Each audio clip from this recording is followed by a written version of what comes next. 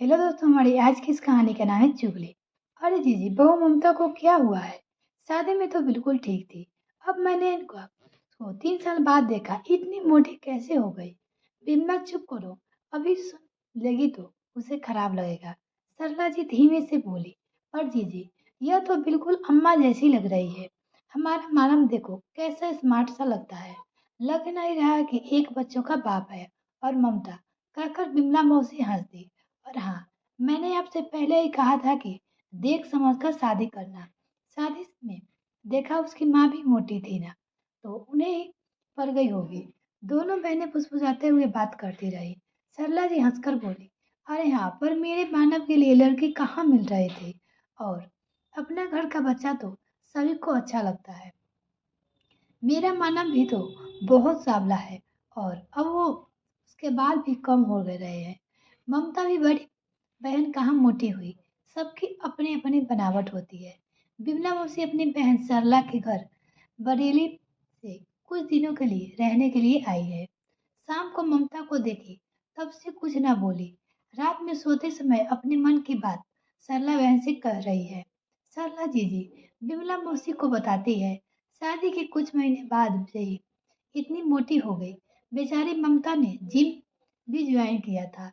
Job के साथ सारा काम भी करती थी, पर भी पतली नहीं हुई। और उसके बाद प्रेग्नेंट भी हो गई, तब तो सब छूट गया। आप फिर से आयुष को 1 साल पूरा होने के बाद उसने जिम ज्वाइन कर लिया, लेकिन कोई भी असर नहीं हो रहा है। दोनों बहनें बातें करते करते सो गई। अशोक जी और सरला जी एक ही छोटा बेटा मानव, सॉफ्टवेयर इंजीनियर, लंबा स्मार्ट और थोड़ा हार्ड कॉन्शियस का बहू ममता, जो कि सुंदर लंबी भरे पूरे शरीर वाला, वो भी एक सॉफ्टवेयर इंजीनियर है। दोनों ठीक लगी जोड़ी तो शादी कर दी गई। अगले दिन बिमला मौसी जल्दी उठ गई। सरला जी उनके लिए चाय बनाकर लाती है। अरे जीजी, ममता नहीं उठी? नहीं, रोज तो उठ जाती है, पर आज संडे है ना, इसीलिए देर से उठती है। रोज तो जल्दी उठना ही पड़ता है। अब एक ही दिन तो आराम करेगी, फिर बच्चा भी छोटा है। ममता उठते ही गुड मॉर्निंग मासी जी। गुड मॉर्निंग बेटा। ममता सबके लिए बहुत ही अच्छा नाश्ता बनाकर सबको कराती है।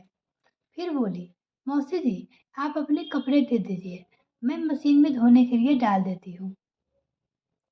ऑफिस के अलावा ममता को जितना भी समय मिलता था, वह और लोगों के साथ साथ मिलकर बिमला मौसी का भी बहुत ध्यान रखती है। उनकी खातिरदारी में लगी रहती है। बिमला मौसी और सरला जी दोनों बहू के ऑफिस जाते ही घर के काम खत्म कराकर बच्चे के साथ खेलती और उसको संभालती है। खूब गप्पे लड़ाती है।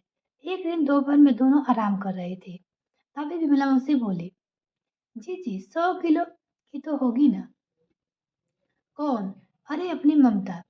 शायद। हाँ। अब बेचारी, इसमें उसका क्या दोष है? वैसे भी खाती है तो हम जैसे लोग खाते हैं। अब उसके शरीर से ज्यादा लगता है तो वह क्या करे? हमारी तरह वह भी सुबह शाम दो दो रोटी खाती है।